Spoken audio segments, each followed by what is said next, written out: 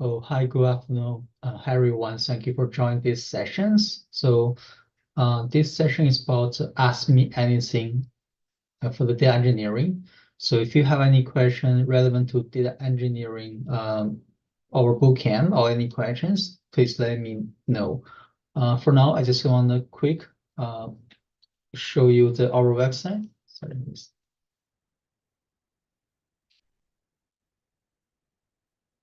And I will quick go through data engineer course. So you can go to our website. We have different courses. We have not only data engineering, we also have data scientist, data engineering, and data analytics. So I'm assuming you are new to this field, and if you are beginners, we do recommend you have some basic knowledge with SQL and Python before join the courses. And if you are come from no background, we have pre-bootcamp for you to get prepared.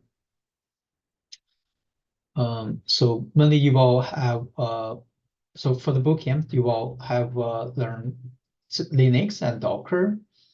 That's two most important tools for you to work in the data field as data engineer. And you can find more the details in from our website. There is some key skills you will learn like Linux commands, shell scripting, Docker commands, Docker files, Docker compose, and the Flask applications. So some tools you're gonna use will be Whooper2 and VS Code, VM, Box, Docker. We also will recap Python and also you will use Python for the data engineering. The skills you will learn is Python, more advanced, AWS EC2, AWS S3, Bucket, AWS Lambda function, Lambda service, not Lambda function, Lambda service, Docker, Python OOP, Python logging. Okay, so the tools you're going to use will be the Python, AWS service, and the Docker. So we also have in the module 3, you will learn modern data stack, and you will learn how to create ETL or ELT like pipeline, data pipeline, reverse ETL, data connectors, data modeling, data warehouse, dimensional modelings, OBT, white tables, Snowflake, Redshift, Apache Arbect. So the tools you're gonna use in this course will be Snowflake, Redshift, dbt, Fivetran, PyTorch, Postgres.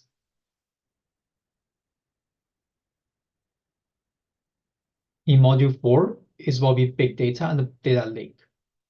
And the key skill you will learn is PySpark, Spark optimizations, EMR, MapReduce, Hadoop, Hive, Postgre, Athena, Databricks, Spark job tuning, data lake.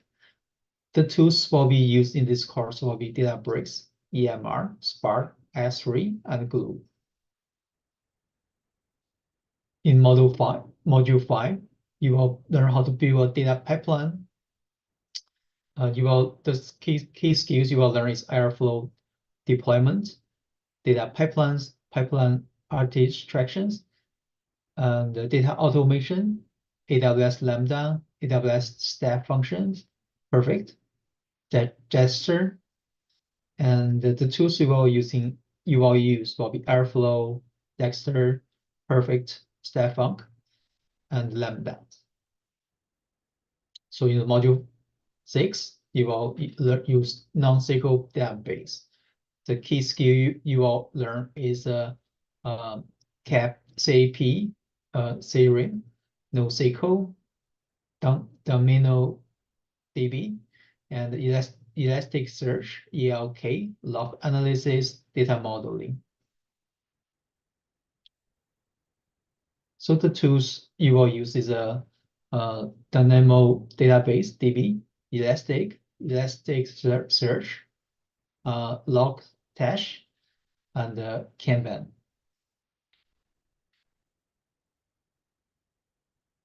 So the last part will be the data lake house and the streaming. So the tools gonna use will be Spark Streaming, Data Lake House, Upstart, so Upstart, sorry, Upstart, Change Data Capture, CDC, DBZim, Apache Spark, Flake, and then Kafka, streaming data processing, real-time data. Tools gonna use will be NiFi, Kafka, Hoodie, and Esper,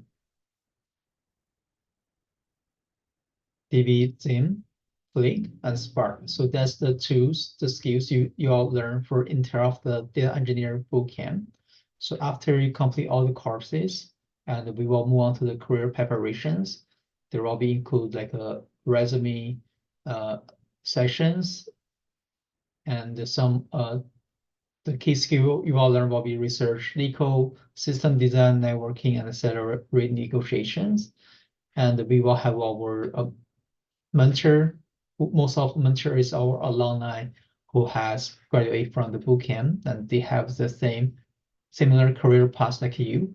And now they are work as a data specialist in the different area or different industry, and they will help you to polish your resume, help you to understand the market demands, and help you to have some mock interview and give you some advice. And once you get to receive offer, and our mentor also help you to negotiate your salaries and help you to land a job. Okay, so that's all the lectures and all the skills you will learn during the bootcamp. After your graduations, and we will have option for students to join the real client projects. The real client projects is mainly for the building up their data relevant experience. Most of our students are new to this industry. I have zero background in data field. Most of them don't never learn like SQL, Python before, and no relevant experience. Once you successfully graduate from the bootcamp, so your basic fundamental technical skill is ready, but you still need to apply your knowledge to solve the real world problem and build up to your experience in the data field. So that's why we have client project for you to complete. Most of students with the one client project help, and they can leave the experience on their resume, and they start to search for the job.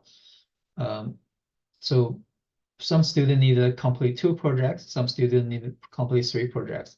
Depends on the students' time, like how urgent they're looking for to get a job, and how the requirements of the job descriptions, and how the personal expectation for the job. So normally student will land job in 2 or 3 projects. If you have any questions, you can just unmute yourself or post your question in the chat. So when we break down to the small details for each schedule, and you can tell we have lectures actually 2 lectures per week, and 1 lab over the weekend. So Saturday we will have a lab. So this is the topics we're gonna go over by each lectures. As you can tell, so we always follow the curriculums. This will give you a very good idea like what you expect to learn, and this break down to the details. So all the material, all the lecture will be well structured, and our instructor is very experienced and have very wide knowledge, and they can help you to address the question you may have. So in the bootcamp, and you now work by yourself. First of all, there will be faculty teams. We have program managers to help you to set the right expectations. We have instructor to teach you during the lectures. We also have TA to help you also of the time you need the support, like technical support, all the question to the project. And also we have a lab. So there will be multiple way you can get help during the bootcamp. So and it's will be is doable, even though it's a 6 months is a learning path. But once you complete the learning and start to do the career switch, and it will be worth your time and worth your effort. But still, you need to follow the instruction by the lectures and follow along with us and try to like solve the problem as in the beginning, solve the problem with our support.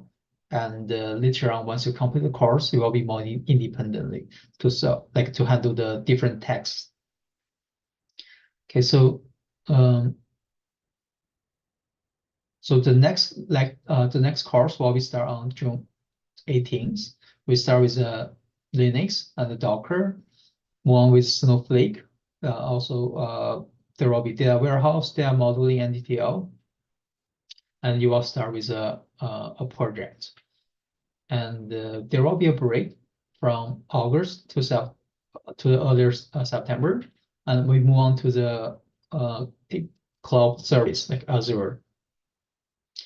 You will learn how to using like Azure for mainly for the virtual machine and the storage, and focus on the cloud platform. So Azure is one of the tools, and also in the we will teach AWS as well. So on this next stage, you will work on the GitHub and the NoSQL and the DynamoDB and the Elastic Search. There will be a project for you to complete as well. The last part will be the Kafka Spark streaming, lakehouse concept, and build data application with a Streamlit. And also you will learn AI large language models for data engineer. Okay, so that's the scope of the entire of the bootcamp.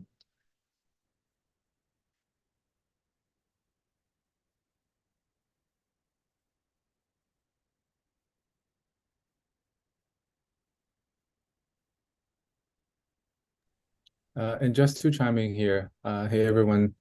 So this is a session about data engineering. WeCloudData also offer data engineering bootcamp. So if you have any questions about how to become a data engineer, or any other questions about data engineering, the tools, please feel free to let us know. We're happy to answer your questions. You can unmute yourself. You can send your questions to Zoom chat as well.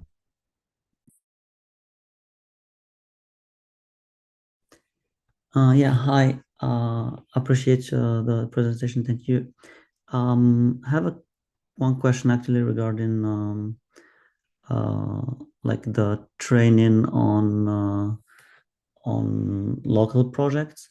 So I've been learning like the machine learning domain from like a few months ago, and tried different like playbook and so on just in my local laptop. A problem I faced is like I'm not reaching real or good performance or good metrics for performance. So I'm wondering like what will be like the best approach to work or on similar real world projects. What will be like the real or the nearest to real world scenario? First of all, when you say the performance is not very good, are you referring to the speed of the model deployed in terms of generated prediction, or the training speed is too slow, or were you referring to like the accuracies or the accuracy of the model is not very the accuracy. Yeah. I know like it's slow. Like I have an M2, so depending on the model I'm training, it can be slow right. or quick, but it's more regarding to the metrics. What kind of data set is that? Because not machine learning models are not always going to generate good performance because it could be because the problem itself is very hard and you wouldn't be able to get very good results if the data set is not very good. It depends on the industry problem and also depends on the training data set. So I'm curious about the data set you have chosen for the project.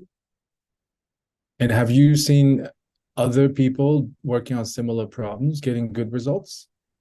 Yeah, actually, usually I'm using projects from Hugging Face. Okay. And yes, comparing to what they are publishing, I usually don't reach the same level. But like my question is more general. Like I'm not trying to have the same the exact same performance, but like what will be your advice uh, to me to work on real scenario projects? So to give you more context, Yeah. my next step is to start some job interviews, and I'm a bit like there's a lot of stuff to learn, and I'm a Yeah. bit confused where how to prepare myself to job interviews. One thing I've already done is I passed AWS machine learning specialty certification like 5 months ago. Yeah. And since then I'm just trying to run some playbooks and try to write some code, understand more and more. But there is, it's a huge the domain, so there's a lot of stuff to learn, and I'm a bit lost in this Yeah. learning approach. Yeah. Okay. So this is a pretty common challenge. I think career switchers are, have seen in the past. Um, if you just run, playbooks or working on Kaggle projects, I feel like it's not enough. It's because um, technical skills, right? For example, if the data is prepared for you and you're given the instructions to achieve some sort of goal, build a model, I'm sure you're very capable because you've spent a lot of effort on this already. But that doesn't really translate into job skills immediately, right? So from a hiring company's perspective, being able to run through notebooks doesn't mean you can solve problems very well.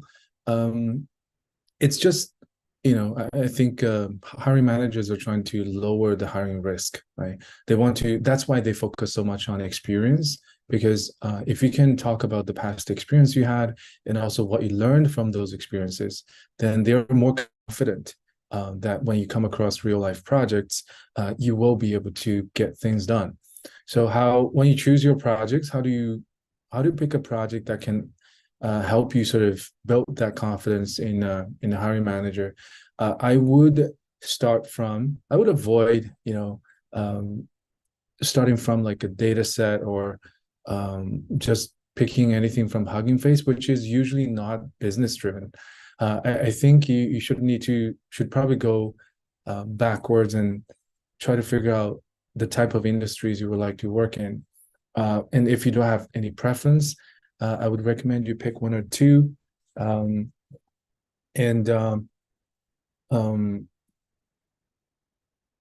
let's say insurance industry, or if you're into computer vision, large language modeling, pick certain domain and try to do some research on the business use cases, right? What are some of the real life challenges in computer vision in industry, whether it's in agriculture, in defense, right?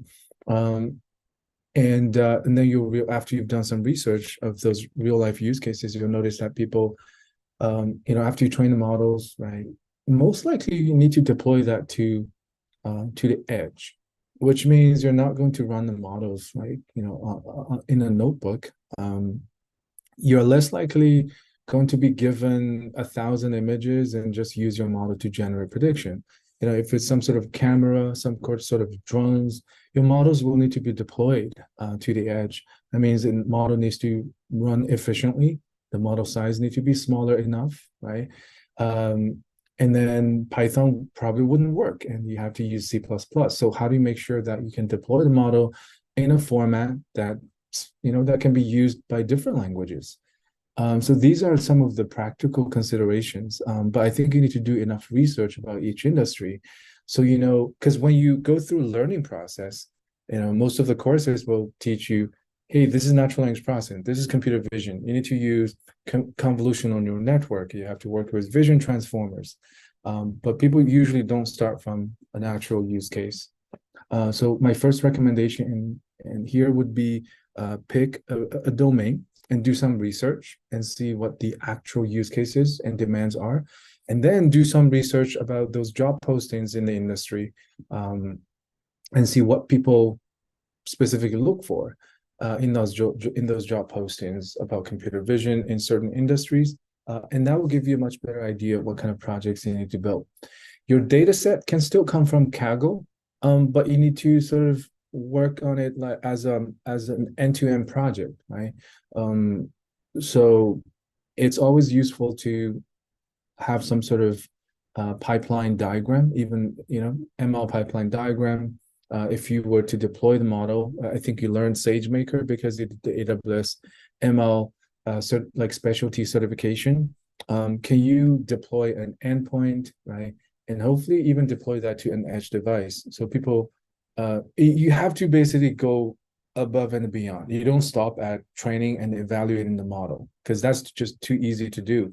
There are a ton of resources out there that you can just download someone's code and just run some models. It really doesn't mean that you can solve practical problems, right?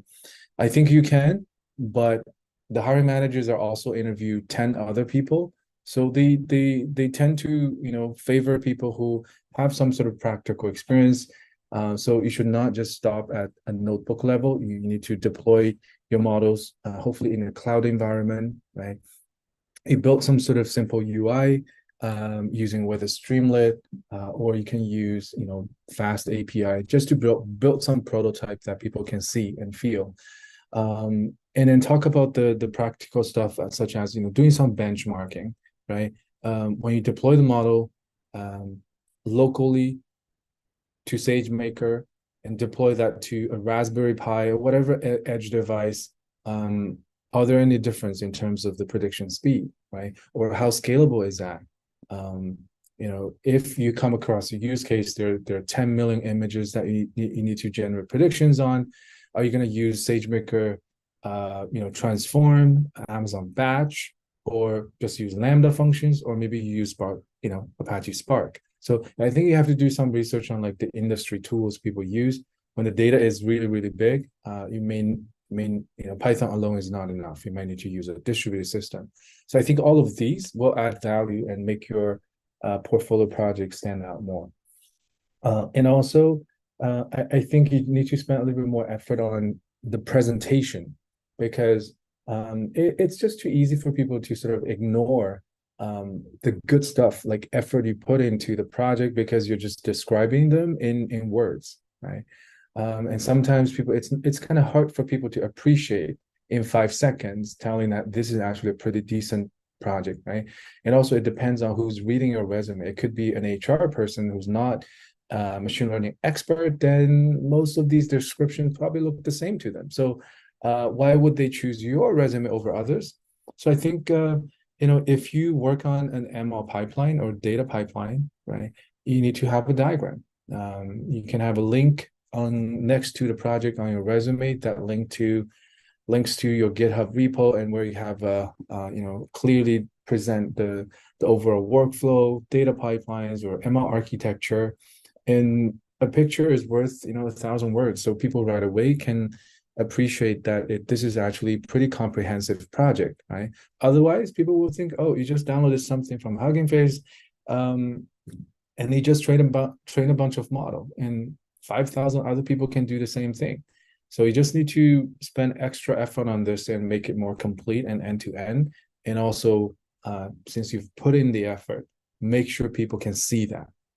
So architecture diagram, you can even record a 5-minute video doing the demo, walking people through the project, I think those will be helpful as well, because crowded job market, and also a lot of layoffs, right? It's kind of hard to stand out. You really have to impress people with how complete and comprehensive the project is.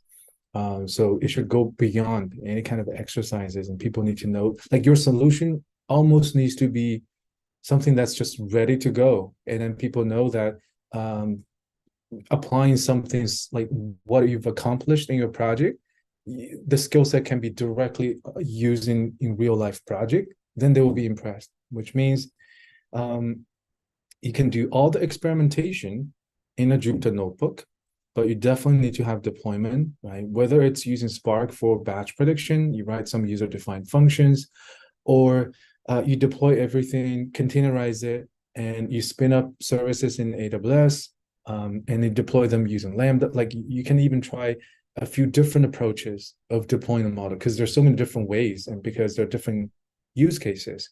Sometimes you can use Lambda functions to deploy the model. Sometimes it's just building an API, and sometimes it could be batch prediction. Try to sort of think about the business scenarios and use cases of the model, and try to work on something that's more complex. I think this will definitely help you.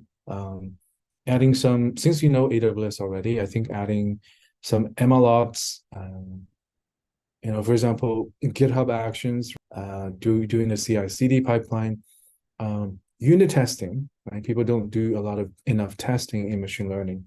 So unit testing your pipeline, all of these will be very helpful. Okay. I see. Thank you. Thank you so much. It's really useful advices. Yeah. Yeah, it's a bit challenging. So if I got it correctly, like it has to be like a end-to-end real project with demo and so on, right? Ideally, yes. Otherwise, I think it will be kind of hard to stand out, right? Makes sense. Yeah. Yeah. Okay. Appreciate it. Thank you. No problem. My pleasure.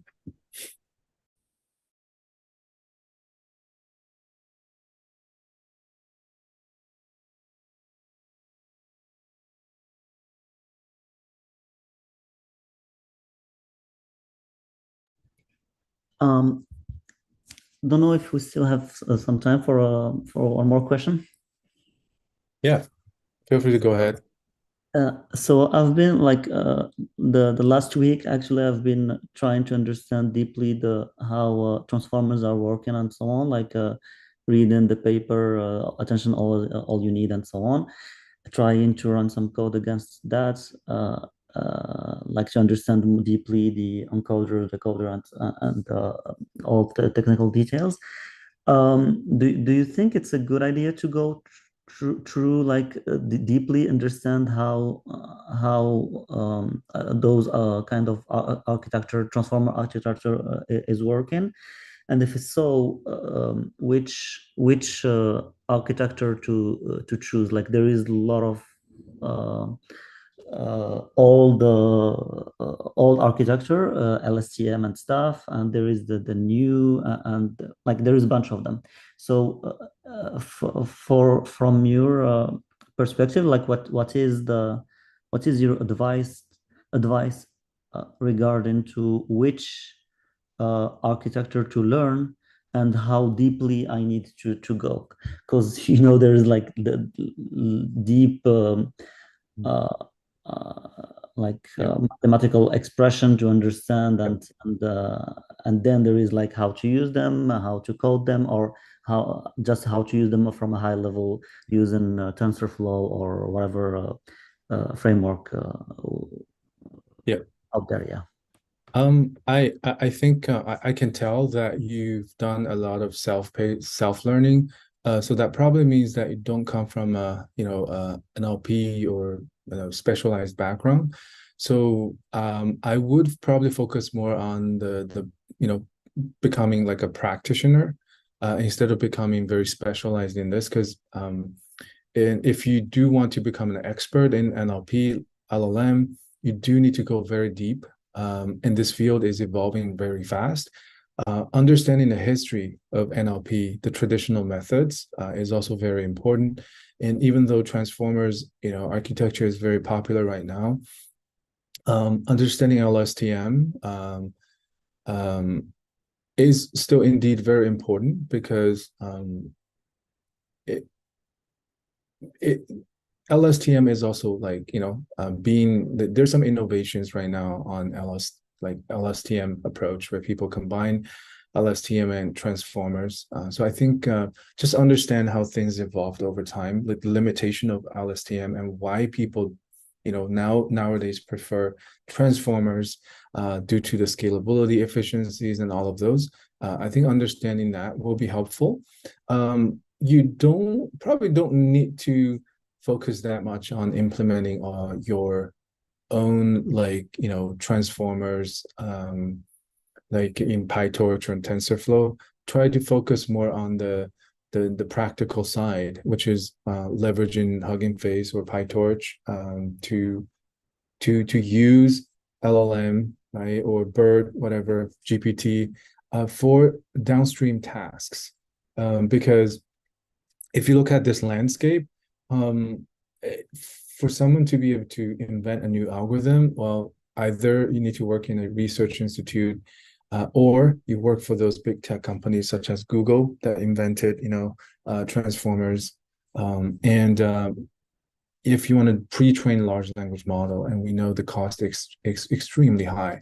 So most of the companies out there, they wouldn't have the bandwidth, the expertise, and the budget to train their own large language models.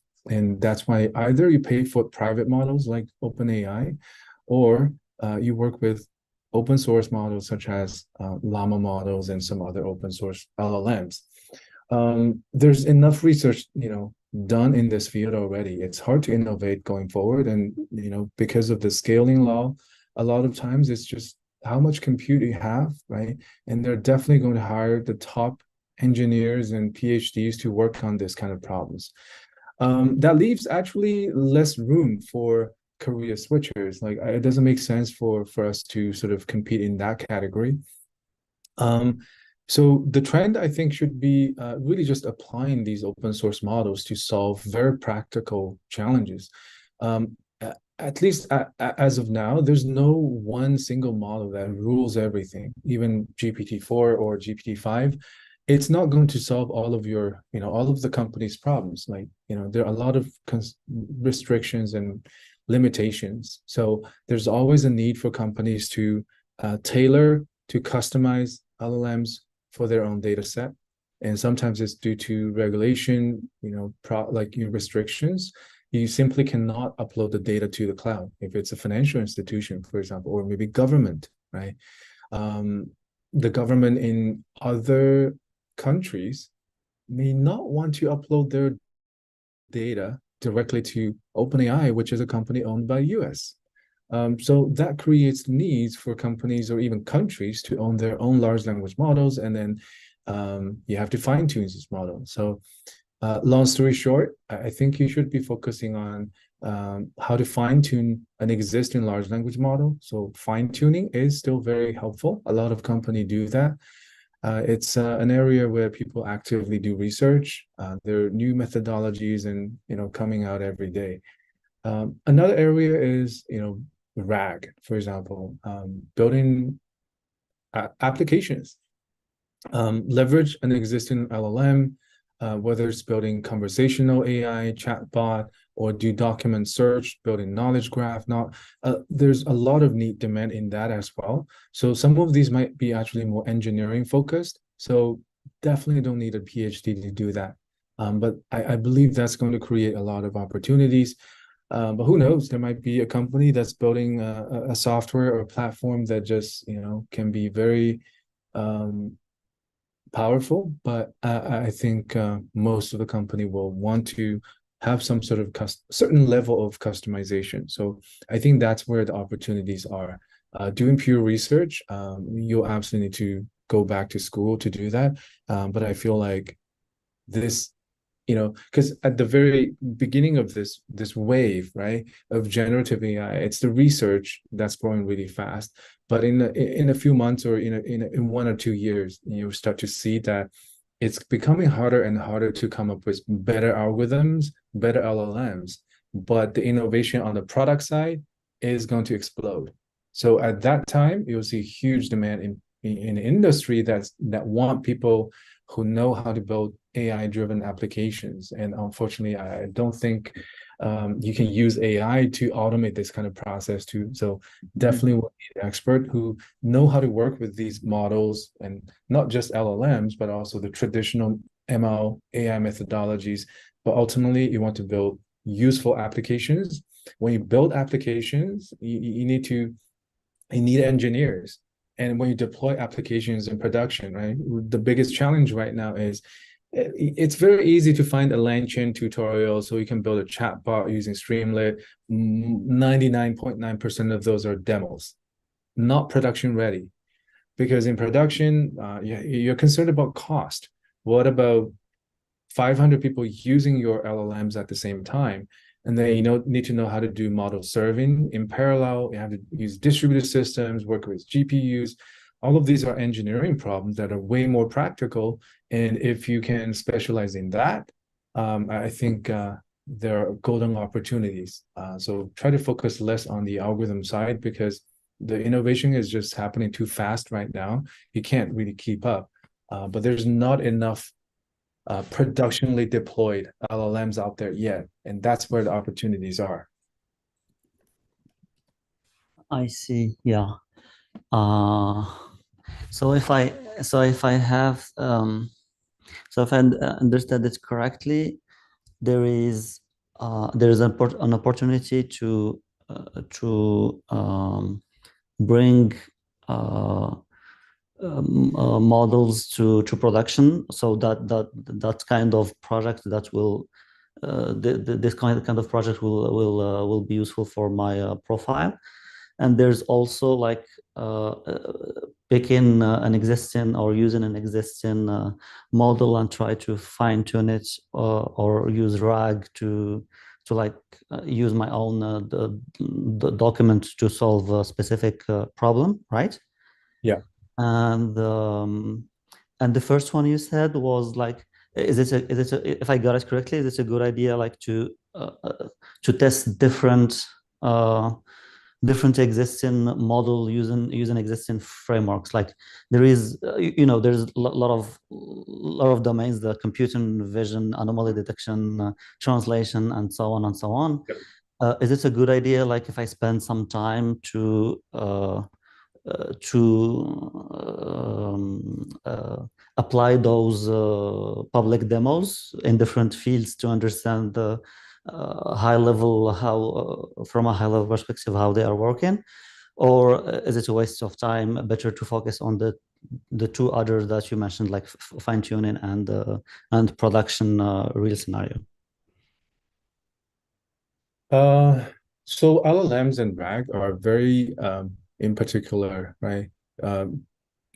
Like to generative AI. But I would say majority of the need of ML in production is still like using traditional models. So I think you need to spend some time on machine learning operations, ML engineering, like basic deploying models. But building applications using LLMs and RAG, there will be a lot of demand in that as well.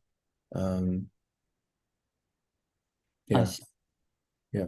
But figuring out the use cases, and you can learn CNNs and all of those, but try to focus on the use case. So pick an industry, like how they use computer vision, and CNN is you're always going to use it, but you need to make your project feel like you're actually solving practical problems, and it cannot be image classification or just semantic segmentation. There's just too many tutorials out there. The level of effort in terms of coding, like like it's less than 100 lines of code, it can train a model. So you need to sort of showcase the abilities in model deployment and be actually like building something that's useful, and I think that'll be very helpful. I see. Yeah, thank you so much. Appreciate it. No problem.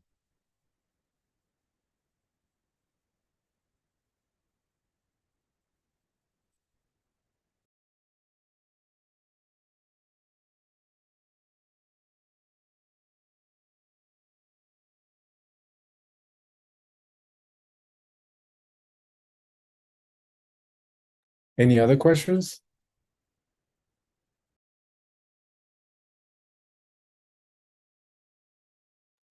I was regarding to the what you presented at the beginning, those courses. I couldn't find the pricing. Maybe I missed it, but any idea about the pricing for those courses? Yeah, so I think what Adam showed was the data engineering program, but you will be more interested in the AI program. So because you've already learned AI, I'm sure you can self-learn. So we do have two different options that I think that can work better for you. One is the self-paced program. So the cost is $4,000, where you can actually go through mentorship. You have access to our LLM course, MLOps course. There are a lot of content, pretty comprehensive, and then you get to work with a mentor to build your project. That's one option. Or if you are interested in building real life project, we have a service called Real Climb Project, where you actually join our consulting company to work on some real life problem, and you improve your skill and experience, and you can add those to your resume, and that can help you sort of stand out as well. So these are the two services that I think may be a good fit for you. Yeah. Appreciate. Can you please share this link or? Yeah, I think Adam can post the link in Great, Zoom yeah. chat. I got it. Yeah. But yeah, on the website we also have a Real Climb Project service where you can fill out the form, and then our learning advisors can reach out to you. They can tell you all the options. I think you can just self-learn and work on the real project, or if you would like to get mentorship on building your portfolio project, we can, we have all the course content, and you don't have to, go elsewhere to learn. It's pretty well structured, so you'll get everything you need, and then just keep working on the project, and the mentors will be very helpful. Thank you so much. I appreciate it. No problem. Yeah. Definitely have a chat with us. I'm happy to support you. But yeah.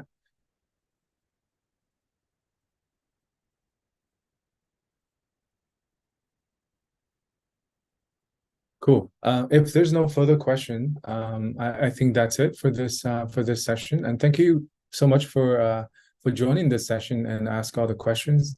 And for those of you who are online, if you have any questions, feel free to join the Zoom session in the future so you can ask live questions as well. So I hope you guys have a great day. We'll be in touch. Thank you. Bye. Bye now.